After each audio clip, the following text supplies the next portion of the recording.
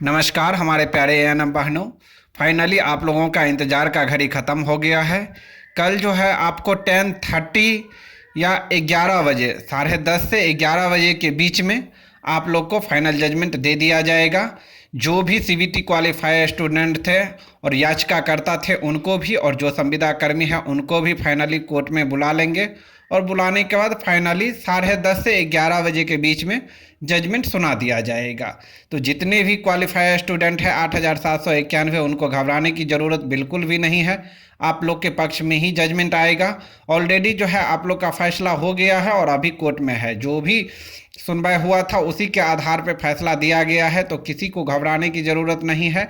आप लोग भगवान से दुआ भी कीजिए और फाइनली आप ही लोग के पक्ष में जजमेंट इस बार आने वाला है। फैसला इसलिए दे दिया गया है क्योंकि सरकार और कोर्ट में जो है किसी तरीके का जो है भेदभाव नहीं चलता है, और सरकार का जो है अपना कार्य प्रणाली अलग होता है और कोर्ट का कार्य प्रणाली अलग होता है। इसीलिए जैसे ही आप देखिएगा कल जजमेंट आता है, इसी बीच में आपको इलेक्शन चलता रहेगा और भर्ती की प्रक्रिया भी बीटीएससी करवा लेगी। तो जितने भी सीबीटी क्वालिफाई स्टूडेंट हैं उनको बिल्कुल भी घबराने की ज़रूरत नहीं है। कल 29 तारीख है और 29 तारीख को जो है आप लोग का भाग जो है खुलने वाला है। फाइनली जितने भी 8,791 कैंडिडेट थे उन्हीं के पक्ष में इस बार जजमेंट जाने वाला है। तो इसीलिए आप लोग को जो है चिंता लेने की कोई भी ज़रूरत नहीं है। बस इतना दिन से आप लोग को टेंशन था, लेकिन कल जो है आप लोग का फाइनल जजमेंट दे दिया जाएगा, क्योंकि केस जो है 1 नंबर पे ही लिस्टेड है। तो इसीलिए जो है 11 बजे तक आप लोग का फाइनल जजमेंट आने का संभावना यहाँ पे बिल्कुल तरीके से बनता है। और कल जो है किसी तरीके का सुनवाई तो है नहीं, इसीलिए टाइम तो लगेगा नहीं। सिर्फ और सिर्फ जो जजमेंट सुनाना है, जो कि जजमेंट आपका पूरा लिखा गया है। फाइनली जज साहब के पास जाएंगे और जज साहब जो है दोनों पक्षों को जजमेंट सुना देंगे। तो और जजमेंट सुनाने के बाद बीटीएससी जो है आप लोग को इसी बीच में इलेक्शन से पहले ही ज्वाइनिंग भी करवा लेगा।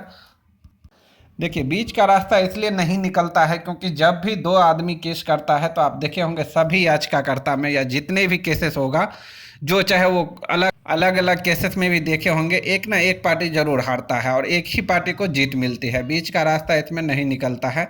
तो इस बार भी सेम वही हुआ होगा। आप लोग को घबराने की ज़रूरत नहीं है। जितनी भी सीबीटी क्वालिफाई है उन्हीं के पक्ष में जजमेंट आएगा, तो घबराने की बिल्कुल ज़रूरत नहीं है, क्योंकि सीबीटी क्वालिफाई का पक्ष जो है जनून था। 2023 का नियमावली जो है एकदम जनून था। बीच में जो है आपको चेंजेस किया गया और चेंजेस करने के बाद जो है सारे स्टूडेंट इसको माने, तभी जो है सारे स्टूडेंट इसमें एग्ज़ाम दिए हैं।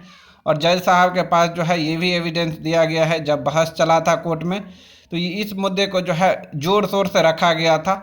तो इन पे विचार करते हुए जो है जज साहब ने फैसला लिखा होगा। और जज साहब जो है फैसला इसलिए लिखा होगा क्योंकि एग्ज़ाम में जो है सबको बराबर का अधिकार दिया गया था। सब भी जितने भी संविदा कर्मी थे वो भी बैठे थे, और जो सीबीटी क्वालिफाई स्टूडेंट अभी है फ्रेशर, वो भी बैठे थे।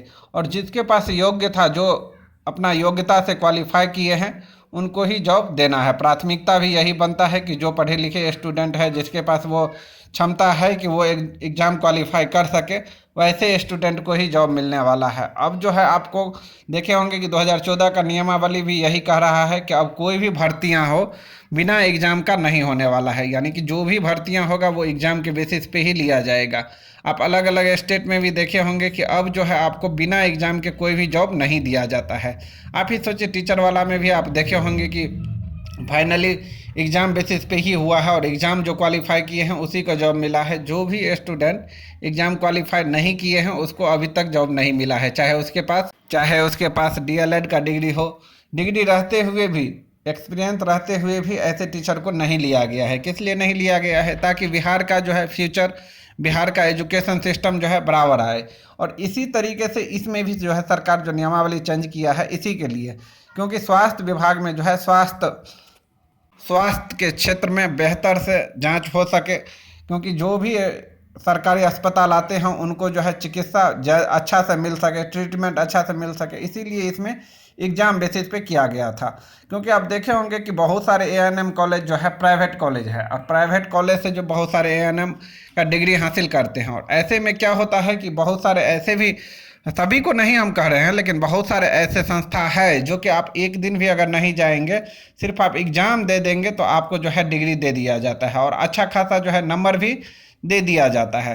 तो ये सब मुद्दों को जो है बिहार सरकार ने भी जो है बराबर देखा है, बराबर परखा है, और परखने के बाद में ही जो है इसमें नियमावली चेंज किया गया है। तो इसी आधार पे जो है अब कोर्ट भी डिसाइड करेंगे, क्योंकि कोर्ट के पास जो है पीके शाही जैसे एडवोकेट थे जो कि बिहार सरकार का पक्ष मजबूती से रख रहे थे, तो उनको पता है कि किस लिए, किस आधार पे नियमावली हम लोग चेंज किए थे, किस लिए नियमावली चेंज किए थे। क्योंकि बिहार में जो है बहुत सारे ऐसे फर्जी डिग्री मिल जाते हैं बहुत आसान तरीके से। इसको जो है सरकार को भी पता हो गया इस बात को लेकर के, और इसीलिए इसमें नियमावली को चेंज किया गया है। और इसीलिए हम बोलते हैं कि अब जो है 2018 का नियमावली इसका मान्य नहीं होगा। अब जो है काउंसलिंग बेसिस पे इस भर्ती को पूरा नहीं किया जाएगा। अब जो है जो भी क्वालिफाई स्टूडेंट है, सीवीटी क्वालिफाई किए हैं, वैसे ही स्टूडेंट को जॉब मिलने वाला है। तो वैसे में हम बता दें कि आप सबको जो है वैसे भी आप लोग क्वालिफाई हो गए हैं, फाइनली आपका डॉक्यूमेंट वेरिफिकेशन भी हो गया है। जैसे ही कल जजमेंट आता है आप देखिएगा बीटीएससी बहुत जल्द जो है आप लोग को फाइनल मेरिट लिस्ट निकाल देगा, और ज्वाइनिंग भी बहुत जल्द आप लोग को करवा लेगा। तो जितनी भी क्वालिफाई स्टूडेंट है, अभी भी हम वही बात बताते हैं कि बिल्कुल आप लोग को घबराने की ज़रूरत नहीं है। इतना दिन जो आप लोग पेंडिंग में आ गए, ये केस के वजह से ही पेंडिंग में आए हैं, नहीं तो आप लोग का ज्वाइनिंग कब का हो गया रहता। क्योंकि बीटीएससी आप देखे होंगे कि कितनी जल्दी जल्दी आप लोग का जो है एक्शन में मोड में था, और कितनी जल्दी जल्दी आप लोगों की भर्ती की प्रक्रिया को पूरा करवा रहा था। लेकिन ये केस के वजह से ही जो है आप लोग बीच में अटक गए हैं।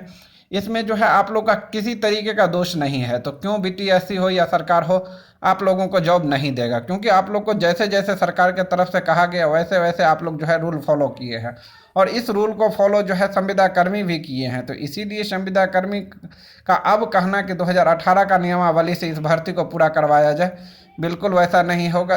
अब जो है ओनली सिर्फ और सिर्फ क्वालिफाई स्टूडेंट का ही ज्वाइनिंग होगा। आप देखिएगा कल का जजमेंट फाइनली जो है सीवीटी क्वालिफाई के पक्ष में आने वाला है एकदम।